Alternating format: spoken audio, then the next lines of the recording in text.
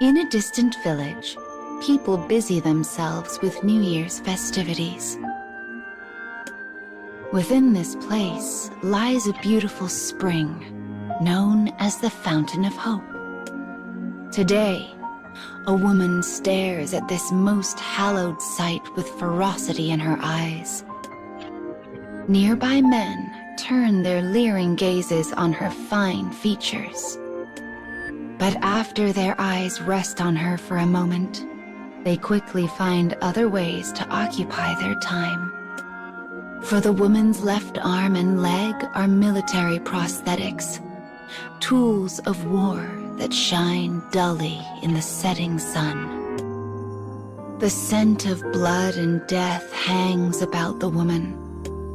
She is an omen of calamity.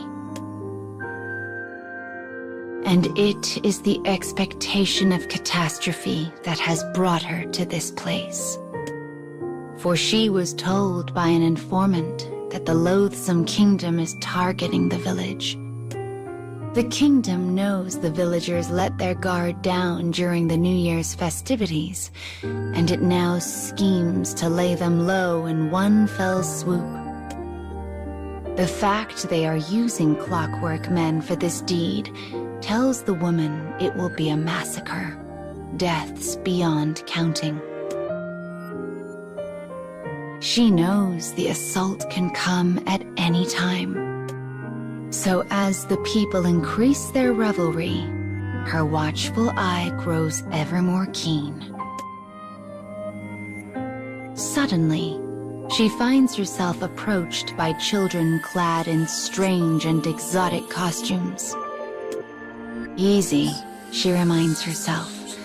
They're not part of the kingdom's plan. They're just kids. She expects the young ones to scatter when they see her false limbs, but to her great surprise, they instead gather around her with bright, shining smiles.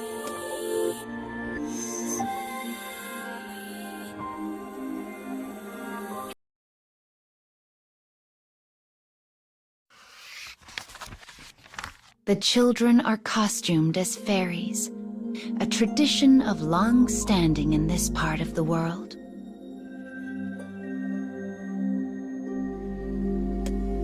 As the bewildered woman looks on, one of them steps forward and speaks.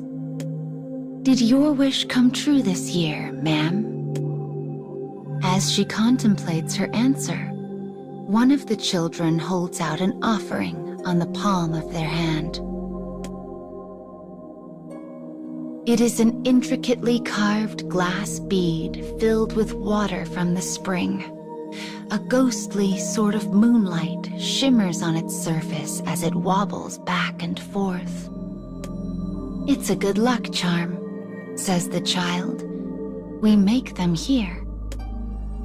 The woman recalls how she had seen the children running through town earlier, handing small baubles to the adults. This must be one of their traditions, a rite where kids dress as wish-granting fairies and hand out charms to everyone they meet. As understanding dawns, the woman's brow furrows. She does not have time for such folly. "Others need this more than me," she says, placing the charm back into the stunned child's hand. "Give it to them instead." She looks away, hoping to avoid the child's eyes. She does not need charms, or luck, or rights. She needs only revenge. She does not have the capacity to wish for everyone to be saved. It is simply not in her nature. The children stare at her, confused by her tragic expression. Then, not knowing what else to do, they say the words that complete the rite. "We hope all your wishes come true." Time passes. She waits. At midnight, Fireworks blaze across the sky to herald the arrival of the new year. Their brilliance signals the climax of the festivities. The village and surrounding lands are bathed in a warm, flickering glow, one that reveals a heavily armored force moving slowly over the horizon.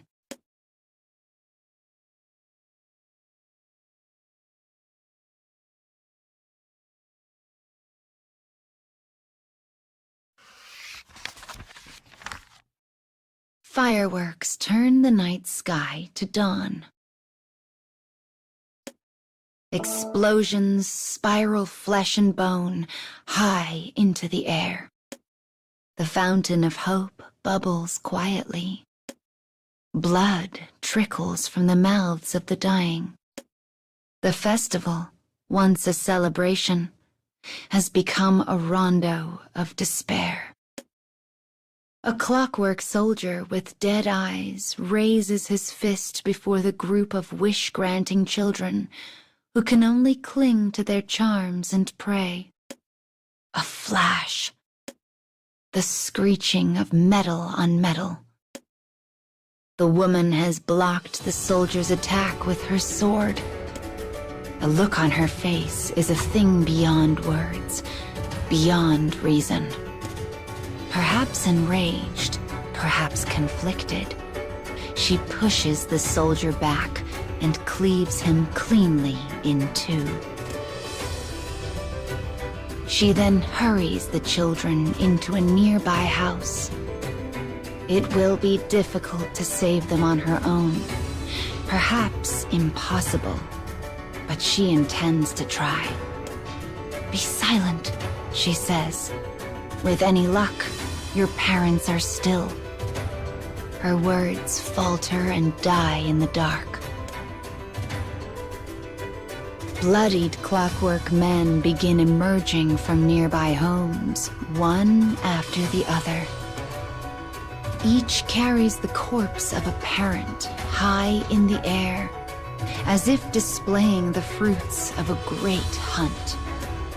Lit by the explosion of a firework, she can see it all far too clearly. The children begin to scream, as if realizing their work is yet incomplete. The soldiers casually drop their prizes and turn to the sound. Fear grips the woman, but she buries it deep inside and makes ready their escape. Somehow, impossibly, she manages to lead them all to the outskirts of town. And when she turns back to see it in flames, she suddenly realizes what must be done.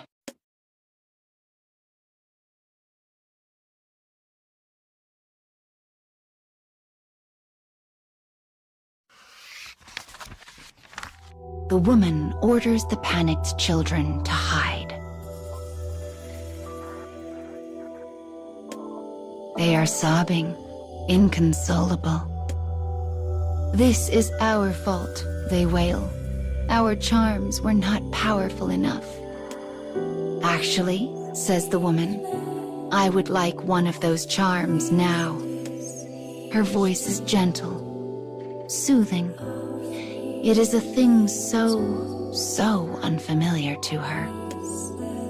Yet it is the same voice she used all those years ago with the one she held so dear, the one she tried so hard to save. It is a voice that soothes the weakened, and it works a kind of calming magic on the children.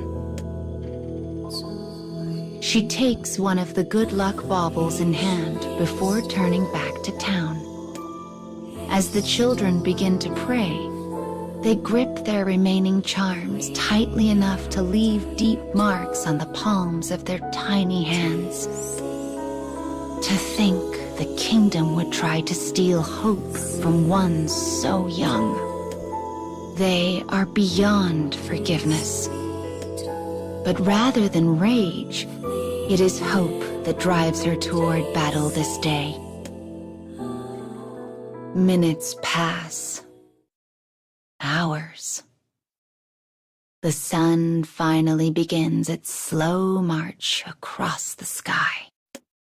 Just as the children's despair is threatening to overtake them, the woman returns. Her body is ablaze in crimson, her breath a series of ragged gasps.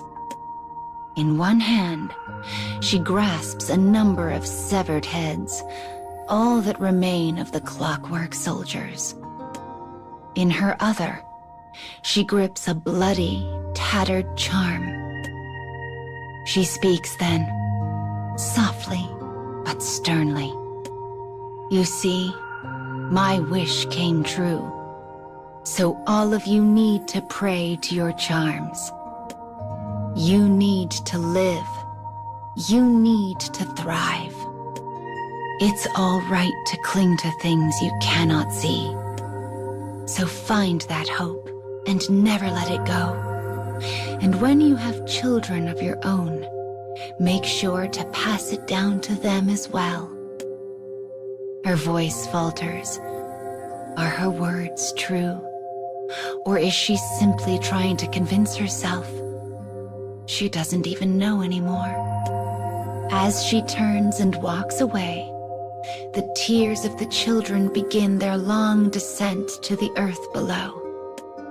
And though their sadness threatens to overwhelm them, they continue to hold tightly to their charms and to their hope.